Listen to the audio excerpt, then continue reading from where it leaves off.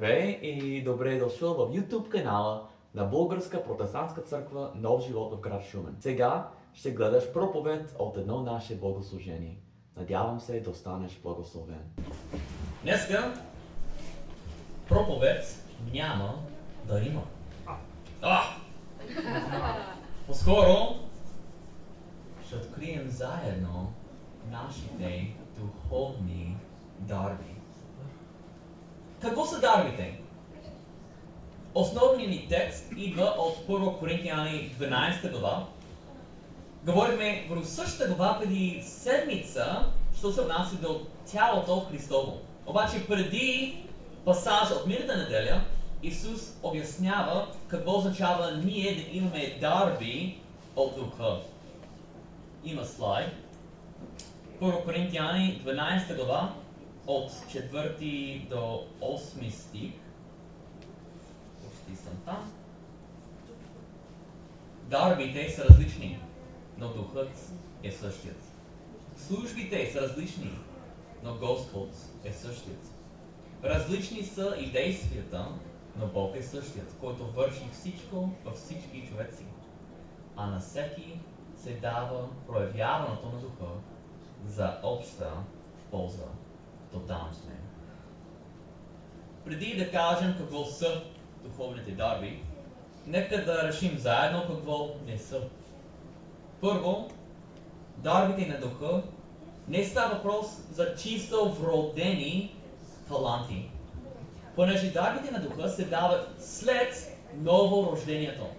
Тоест, когато ти приемеш като личен Господ и Спасител, който Святия Дух идва в твоя живот и ти се изпълваш с Него, освен да носи вечен живот, освен да носи утеха, освен да носи водителство, Той също идва с подаръци за тебе. И това се наричат духовните дарби. Също така не са черти от твоя характер. Какво искам да кажа? Много хора грешно представят, че примерно аз имам дарбата на мира, а пък дарбата на любовта ми липсва. Не, това са плода на Духа. Любов, радост, мир, благотърпение и всички останали. Така че има неща, които са присъщи във всички наши животи и да не ги смятаме за дарби, понеже всички трябва да имаме любовта. Това не е дарба, това е даденост, ако един човек е потопен в Святия Дух. Дарбите не са равностойни на титли или позиции.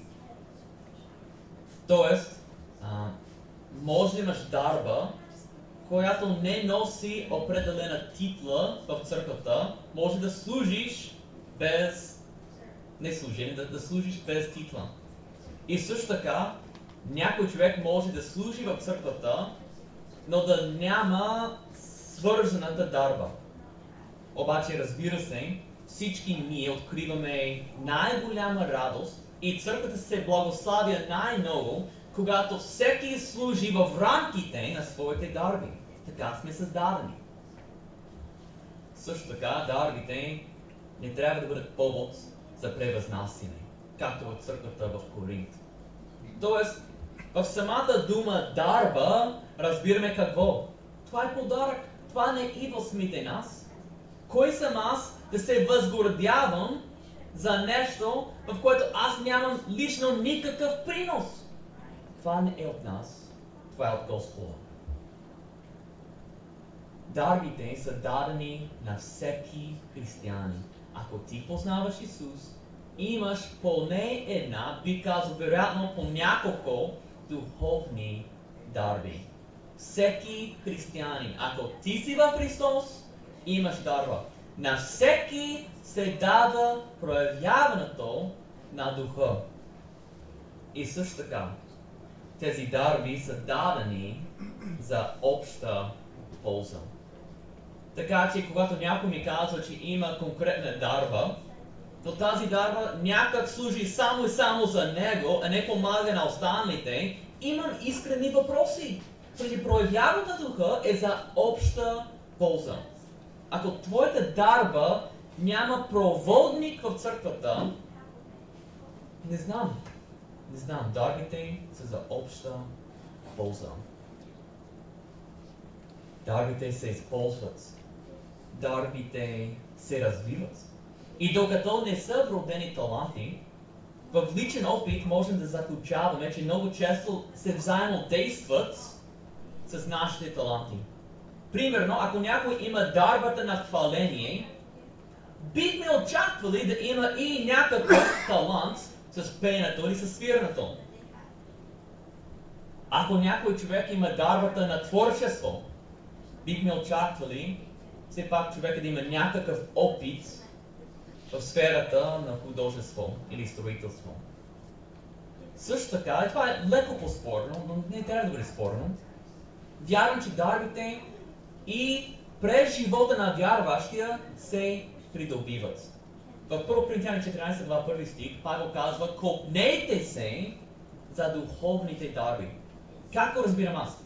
Всеки един от нас получаваме поне една дарба, на всеки се дава проявяването на духа. Обаче в същия момент, когато ние живеем в Христос, много често, може би, примерно, има ново служение и някой трябва да влезе в ролята. Ако няма подходящ човек, възможно ли е Святи Дух да дава допълнителна дарба на човека, който той е отделил за тази задача. Няма лошо да копнея за духовните дарби, стига това да не стане повод за възгордяване. Това да не стане повод за конкуренция в църквата. Преди всичко трябва да бъде за обща полза.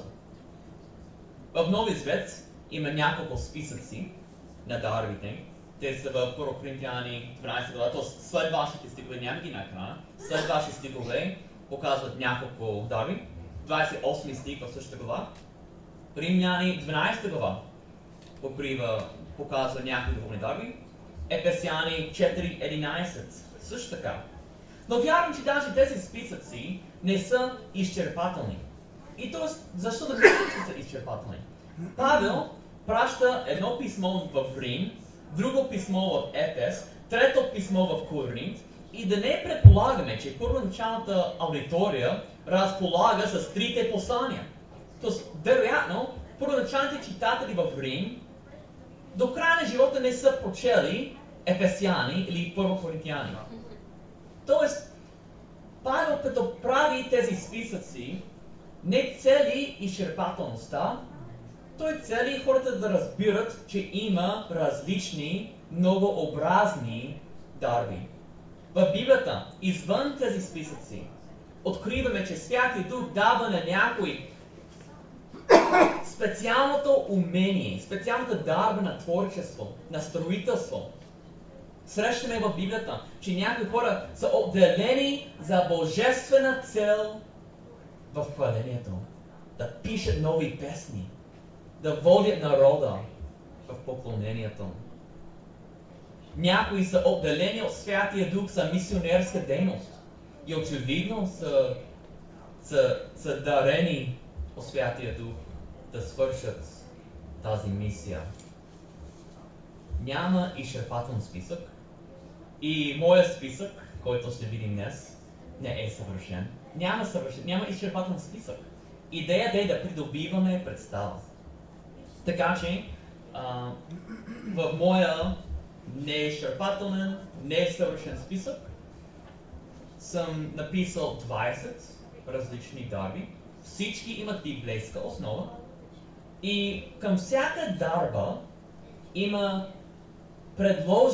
предложения за служения в църквата. Тоест, просто идеи. Ако ти притежаваш тази дарба, нека да говорим за еди какво си. Аз имам големи мечти за нашата църква. Мечтая да имаме не само един човек, а екип за приветстване. Като някой влиза за първи път, нека да се чувства у дома. Екип за почистване. Екип не само един човек в неделното. Екип за служение по проекти по селата. Екип за молитва.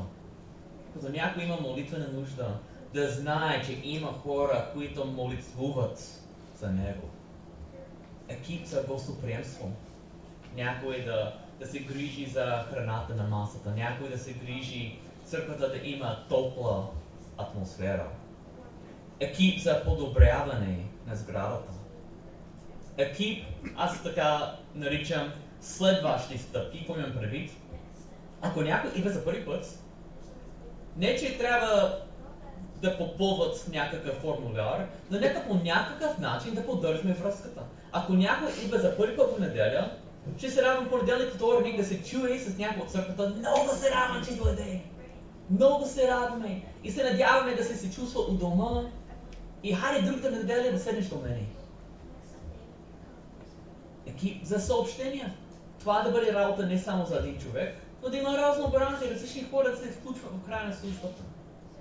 Екип за помагане на социално слабите. Има в нашия бюджет пари отделени за социално слабите. Но нека да има служение, нека да има хора, които отговарят за раздаването, за най-ефективното помагане в тази важна сфера. Лидери за малки групи, било домашни, мъжки, женски, младежки. Да има помощ на Бея в социалните медии. Помощ в счетоводството. До църква целим да бъдем напълно прозрачни с нашите финанси и това не е работа за един човек. В момента имаме един прекрасен дякон. Но ако църквата има 50, 100, 200 човека, няма как един човек да изпълнява тази задача. В ранната църква от самото начало имаше 7. Нека да има повече. И дай Боже един ден да има човек да поеме пасторството. Да бъде новия пастор на нашата растяща църква. Така че какво предстои? Няма проповед, казах ви. Днеска сме на изпит. Обаче спокойно, няма грешни отговори. Няма матура, няма второ явяване, няма да има скъсвания, всички сте отличници. И обещавам ви, всеки в Христос има дарба. Окей. Ще видите. Да не забравяйте, това ще бъде част от един бъдещ курс към църквата. Така че днеска няма да правим 10 страници. Тук има увод, горе-долу това, което казах сега. Има указания, но аз ще ги кажа на глас. И тогава, от 5-та страница нататък, има като речник на тези духовни дарби. Така че на 3-та страница ще видите 60 въпроса. Обаче вместо да го правим в този формат, по-скоро за всеки въпрос и на български и на английски има слайд.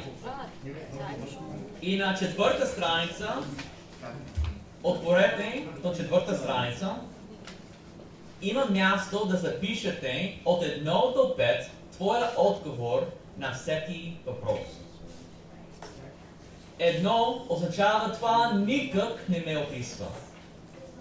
2 означава не много добре ме описва. 3 до някъде. 4 не като цяло да. И 5 означава да, аз съм човека. Това съм аз. Така че за напред в църквата, когато нови хора минават този курс, нали, така напред-назад от 3-та до 4-та страница ще минават. Обаче при нас е друго. За всеки въпрос има слайд и важното е да следите на кой въпрос сме тук, иначе в края всичко ще бъде объркано. И нарочно не писах цялата дума на всяка дарба, понеже като стигаме близо до края и става ясно, нали, има много точки тук. Не искам да се разсейвате и да гледате напред какво означава. Искам да бъдем до края фокусирани и бързо ще го правим, понеже тези въпроси не изискват много умствен труд. Най-добре сега ще се молим, Бог да ни води и тогава ще отговорим инстинктивно. Даже повече от 3 секунди не трябва да мислиш отговора. Това, което ти идва на ум, да се молим това да бъде от Святия Дух и това да запишеш. И тогава в края, това не е съвършен тест. Обаче в края ще имате някаква представа. Отправна точка, с която да откриваш твоите дарби в Господа. Така че, всеки има тест, всеки има химикал, ние сме на 4-та страница, но нека сега да започнем с молитва. Господи, Ти си добър и сега се молим Твоя свят, Господи, вярваме, че всеки човек в Тебе, всеки един от нас, ако ние сме християни, ако ние сме последователи на нашия Спасител, имаме дарби. И Господи, нашата молитва сега е да бъдеш с нас, да ни помагаш да открием това, което имаме в Тебе. Помогни ни, Господи, на всеки въпрос да отговаряме искрено, инстинктивно, водено от Тебе, Господи. Така че в края да имаме точна представа на чудния начин, като Ти си ни благословил. Уникално, като Твои възлюбени деца. В името на Исус се молим. Амин. Първи въпрос.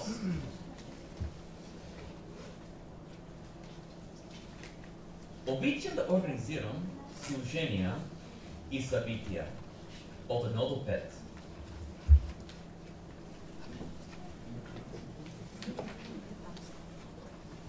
На кой страни си? 4.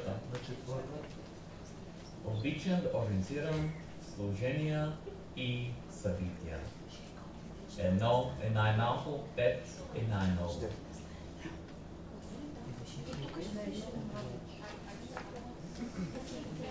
Движим се бързо, продължаваме.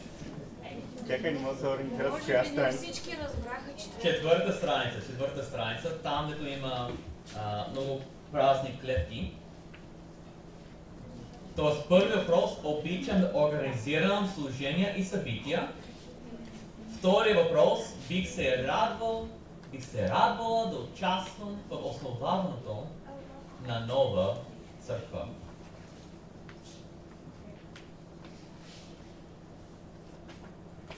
На втори въпрос, бих се радвал да основавам нова църква.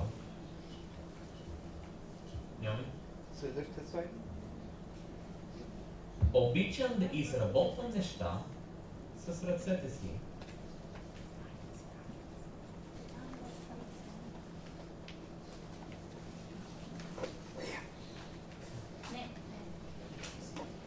Обичам да изработвам неща с ръцете си. От 1 до 5.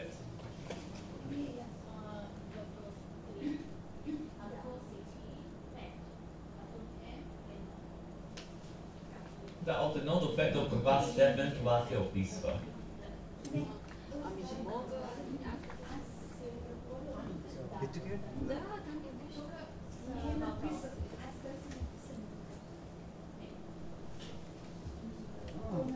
Да.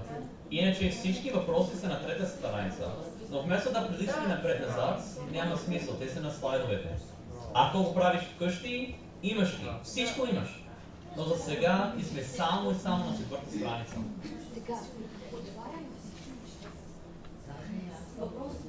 Добре, Неоми?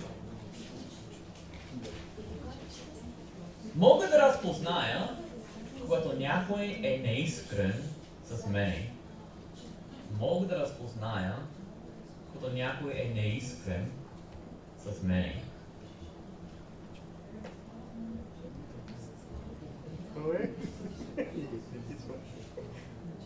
Пет. Редовно се моля за неспасените в моето обкръжение. Редовно се моля за неспасените в моето обкръжение. От 1 до 5. От каква степен те описвам.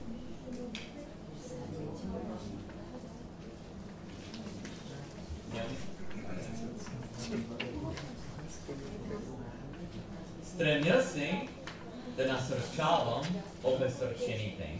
Про 6. Стремя се да насърчавам обезсърчените.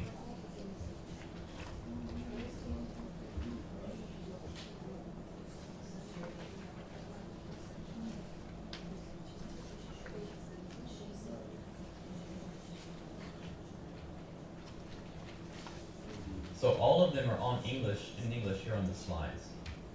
All the slides have English at the bottom. I try to encourage the discouraged. Много сме хитри. Sorry. No problem. No? Okay, седми. Доверявам се на Бога за ежедневните си нужди. До каква степен по естествен начин се доверяваш на Бога за нуждите си?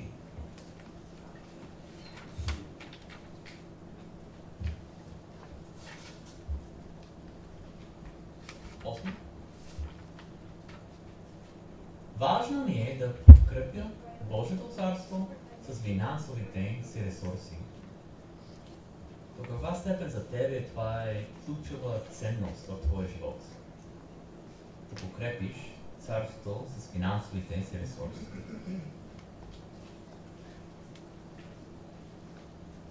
Девети въпрос. Предпочитам да служа зад кадъра, зад кулисите. Човек за отпред ли си и човек, където не се налага да се виждаш?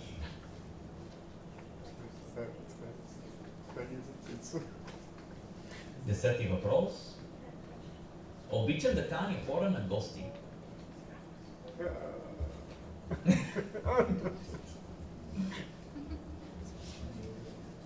Обичам да каня хора на гости. 11. Умея да прекарам дълго време в молитва.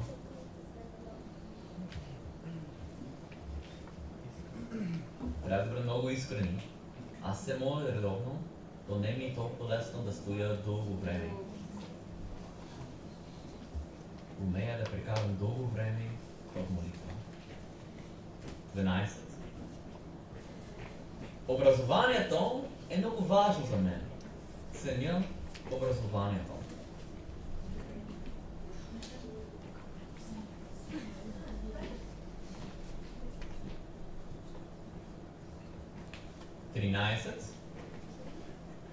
Умея да мотивирам други хора да се включат в дадено мероприятие. До каква степен успяваш да вкараш други в някакво мероприятие?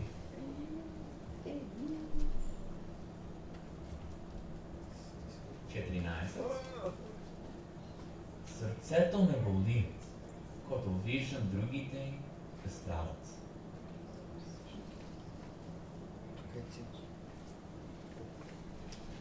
Сърцето ме боли, когато виждам другите да страдат.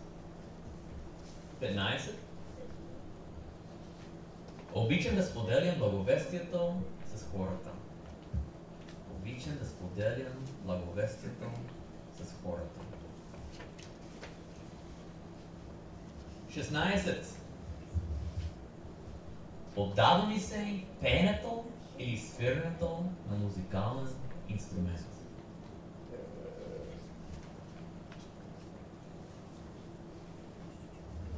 И триъгълника не се брои.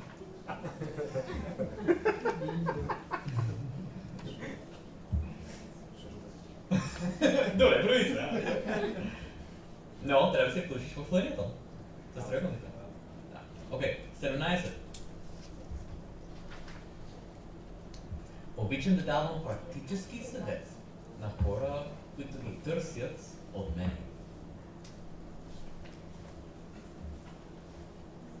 Обичам да давам практически съвети на хора, които ги търсят от мен. 18. Отекчавам се, когато виждам очевиден грях.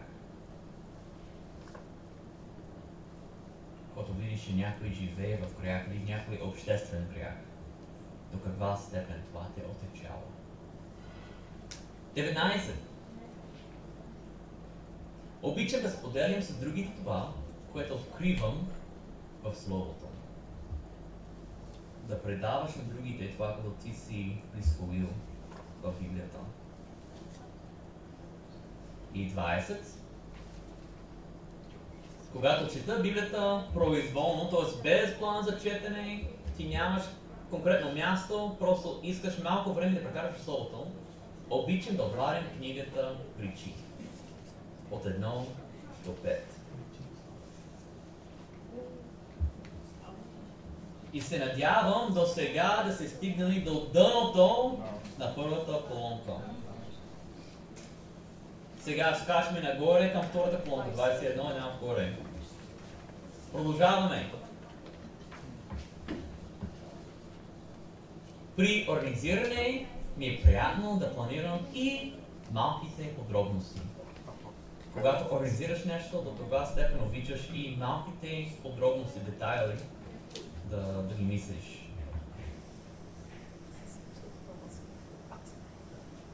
22. Не ме е страх да започна ново служение, дори ако в началото да съм сам.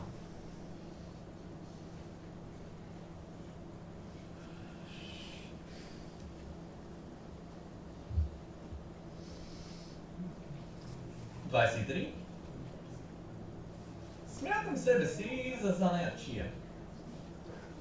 Сръчен ли си? Майстор ли си? По нещо. Смятам себе си за занаятчия.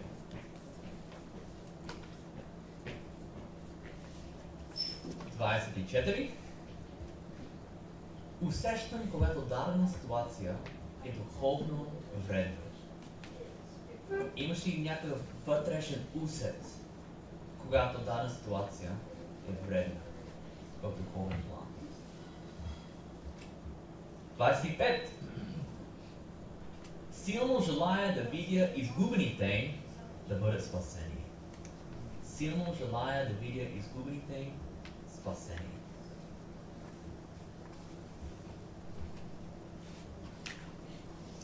26. Стремя се да бъда любящ и грижовен човек. И би трябвало всички да пишем 5, ама познаваме себе си. До каква степен това ти е приоритет? Стремя се да бъда любящ и грижовен човек. Особено някакъв те ядосват цяла седмица и... Да. 27. В молитвите си често се моля за неща, които са невъзможни от човешка гледна точка.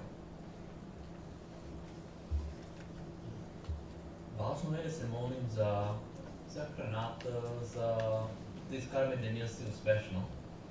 Но друго си е да се молим за неща, които са съвсем невъзможни. Освен ако Бог не се намеси. 28. Радвам се да давам повече, отколкото ми е комфортно. Що се отнася до финансите, радвам се да давам повече, отколкото ми е комфортно.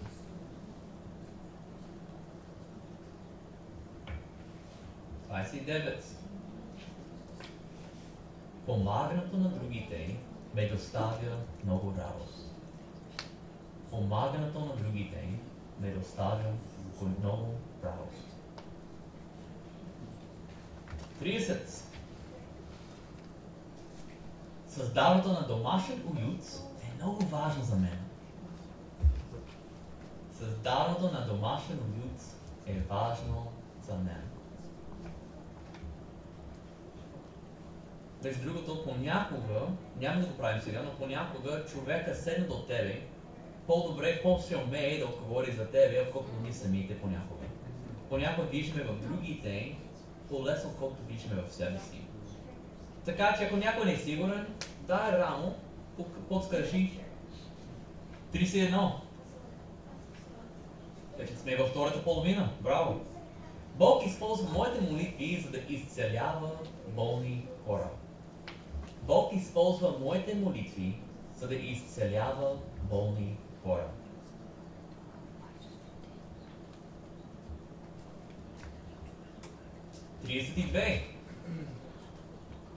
Хората ме търсят, за да научат повече за Бога. Хората ме търсят, за да учат повече за Бога.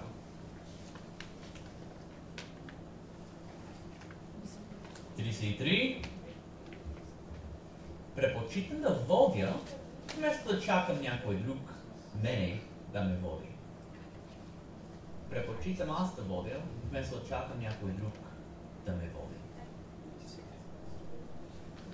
34. Бързо се разчувствам, когато чуя тъжна история.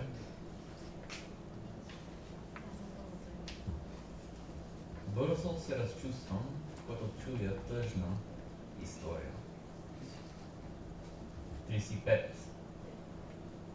Да живея в друга държава с цел благовестване ми звучи много вълнуващо. Това не е за всеки.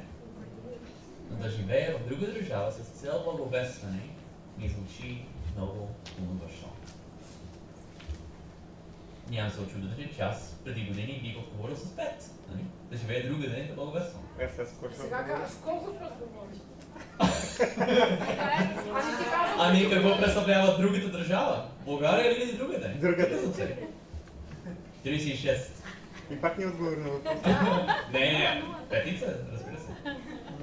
Имам на сърце да помагам на другите да хвалят Бога. Имам на сърце да помагам на другите да хвалят Бога. 37. Обичам да помагам на другите да открият себе си в Христос. Обичам да помагам на другите да откриват себе си в Христос. 38. Стигнахме до моя набор. Не ми е трудно да конфронтирам човек, който живее в грях. Не ми е трудно да конфронтирам човек, който живее в грях.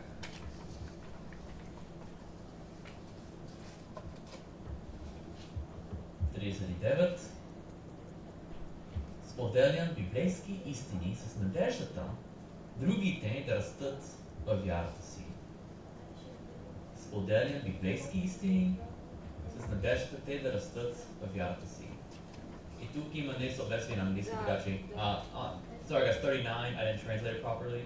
I share biblical truths in the hope that others will grow in their faith. 39. I share biblical truths in the hope that others will grow in their faith. И 40. Когато изучавам писанието, Бог ми дава нови прозрения. Когато изучавам писанието, Бог ми дава нови прозрения. И така стигнахме до края на втората колонка. Нали така? Минаваме към последната. И тук влиза изкушението да гледаме какви са тези дарби. Но моля ви се, първо да стигнем до дъното, преди да продължим. 41. Създаването на списък с задачи е лесно и приятно за мен. Създаването на списък с задачи е лесно и приятно за мен. 42. Обичам да служа в села, където няма евангелски църкви. Обичам да служа в села, където няма евангелски църкви.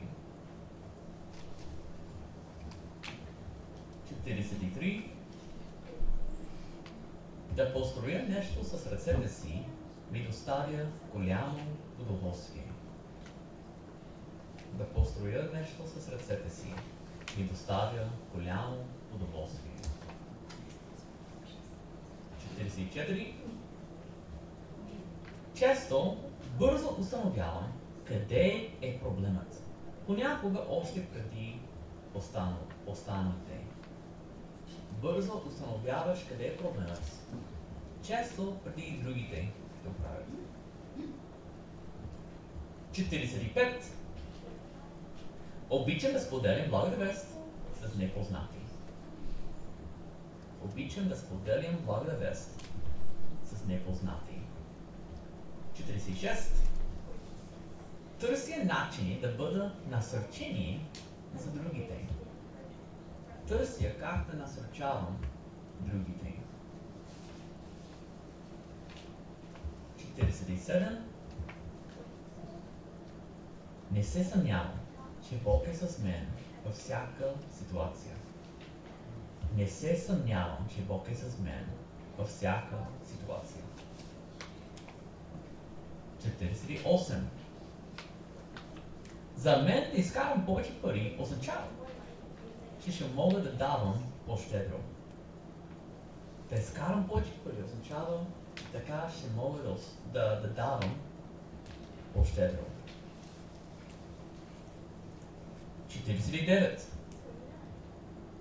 Предпочитам съм част от процеса, вместо да съм начало. Предпочитам съм част от процеса, вместо да съм начало. 50. Помагам на напълно непознати, за да чувстват като у дома си. Помагам на напълно непознати, за да чувстват като у дома си. 51. Жадувам да видя Божията чудотворна сила и се моля Той да ни я показва. Жадувам да видя Божията чудотворна сила и се моля Той да ни я показва. 52. Обичам да уча нови факти за Библията и да ги предавам на другите. Обичам да уча нови факти за Библията и да ги предавам на другите. 53. Умея да делегирам отговорности при изпълнението на задачи. Умея да делегирам отговорности при изпълнението на задачи. 54. Мотивиран съм да помагам на социално слабите. Мотивиран съм да помагам на социално слабите. 55. Основният ми фокус е светът да бъде достигнат за Христос. Основният ми фокус е светът да бъде достигнат за Христос. 56. Удовлетворявам се да използвам музикалния си талант, за да помага на другите да се покланят. Дали това ти доставя удоволство?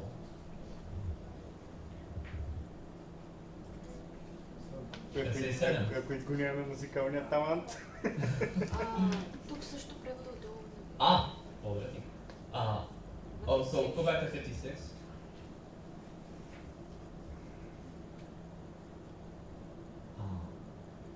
This in English, I forgot the translation. I take pleasure in using my musical talents to help others to worship.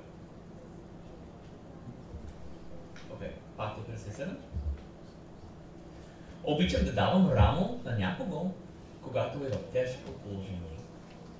Обичам да давам рамо на някого, когато е в тежко положение. 58. Обичам да слушам страстно и ясно проповядване на истината.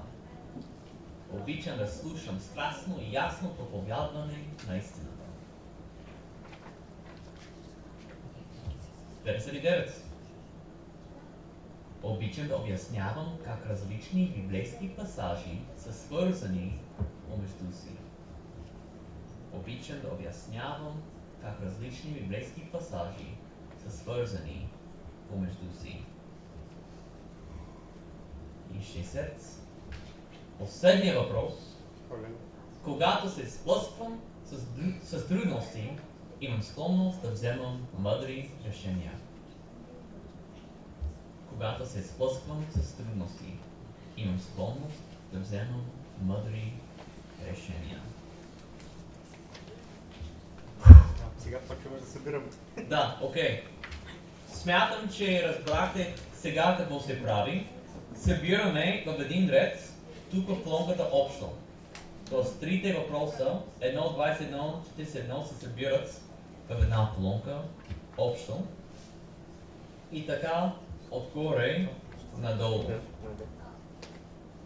Давам на 2 минути.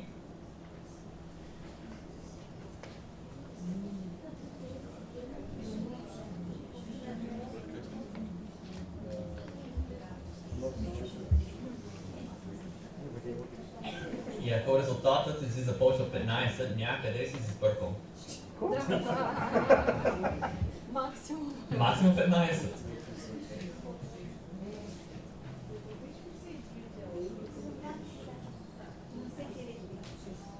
Ето вече математика.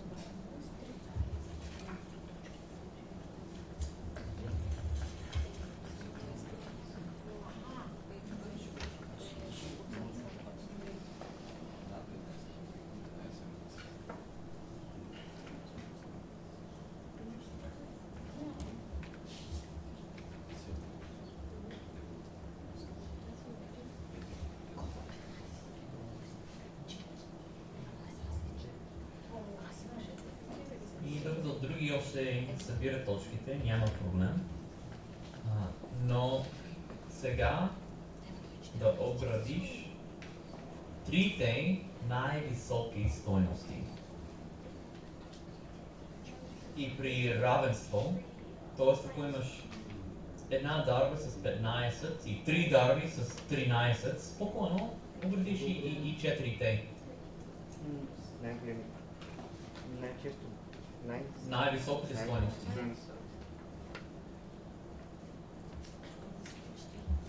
И тогава, след като си обградил най-високите стойности, може от следващите страници, като използваш водещата буква, да попълниш там как се казва тази дарба. И разбира се, тези остава за тебе. Така че време вкъщи ще има още да седеш, да го мислиш. 14, 13 и точно най-високо. 12 и 12. И от пета страница само най-високите. Да, идеята е най-високите стойности са тези дарби, които най-вероятно имаш. Така че по някакъв начин да даваш знак на най-високите стойности.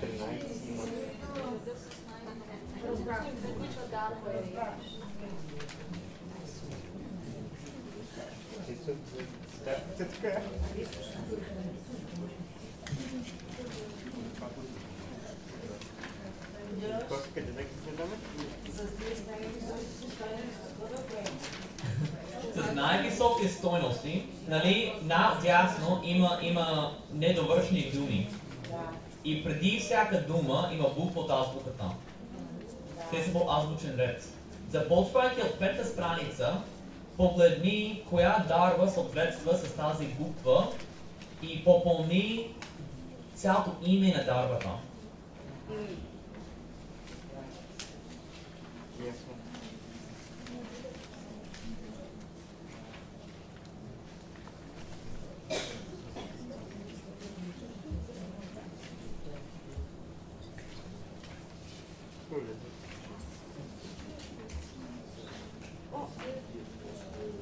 И аз при правото на този тест открих...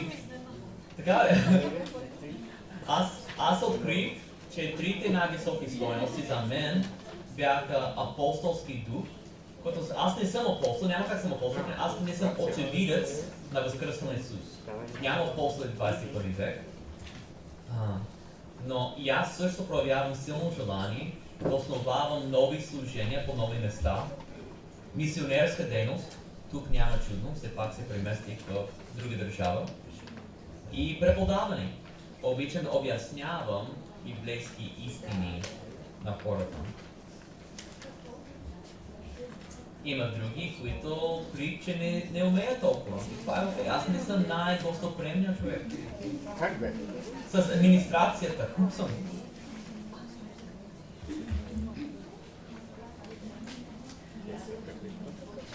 Открих, че не бях на място си като хвалител, понеже не изкарах култура.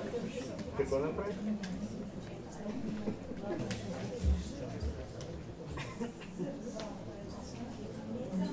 Да, бе, така го няма. И аз така го мисля.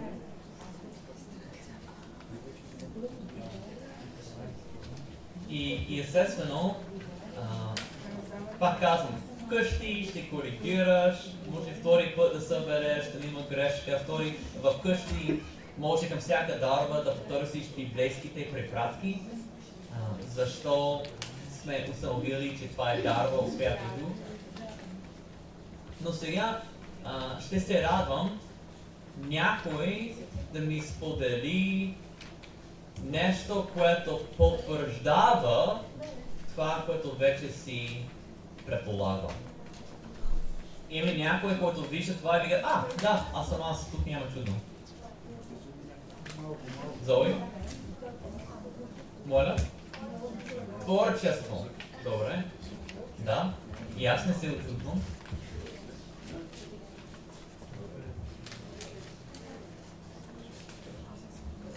Има ли някой, който се отличава с администрацията? Имам 14. Някой друг с апостолски дух? Сецо май. Творчество? Освен Зои?